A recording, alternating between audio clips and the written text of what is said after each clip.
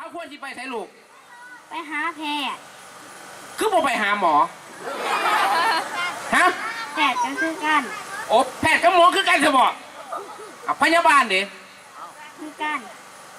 คันบ่อยากไปหาแพทย์ไปหาหมอก็ได้ไปหาพยาบาลก็ได้ไปหาเพิ่นอยู่ใส่อยู่ห้องหมออยู่ห้องหมอท่านั้นแล้วมีลูกบอกลูกมีร้านบอกร้านเป็นเจ้าของธนาคารก็ให้บอกลูกน้องเด้อกูได้ไอมีขีดกระเทอปนเลือดมาไอ2 อาทิตย์ไอแห้งๆนะมีขีดกระเทอปนเลือดมาพร้อมอันนั้นแม่นอาการสงสัยเป็นพยาธิวัณโรคให้ไปพบแพทย์คันบ่อยากไปพบแพทย์ก็ให้ไปพบหมอคันบ่อยากไปพบหมอก็ให้ไปพบนางพยาบาลอยู่ห้องหมอ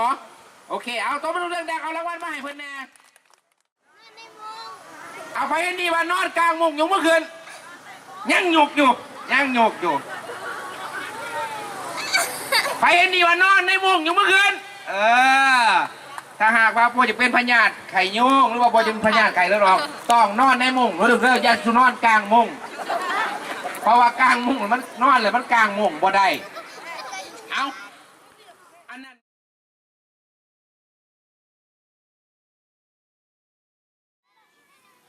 โอ้ยโน้ยแม่บักวันอาคาร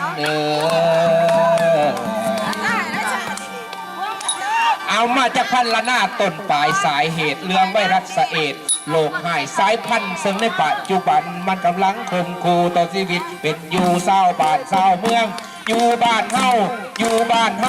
พิ่นขอพ่วงสูตรสันวันสัญญาณเตือนเหตุมหาภัยโลกเหตุท่วมแม่พยานเป็นพี่น้องทางหลายพร้อมกันปัดเป่า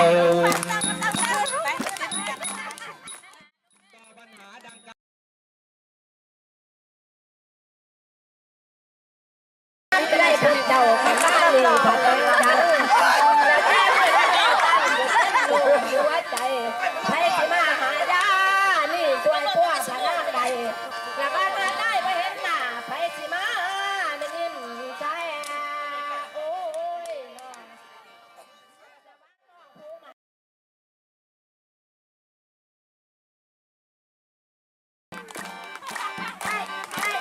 ยกับพี่หมอลำกันชื่อจริงจังเอา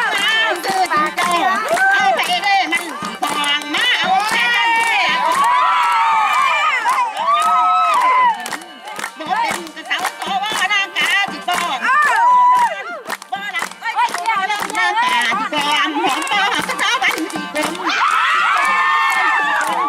ลงจอก็โซนเลยนะ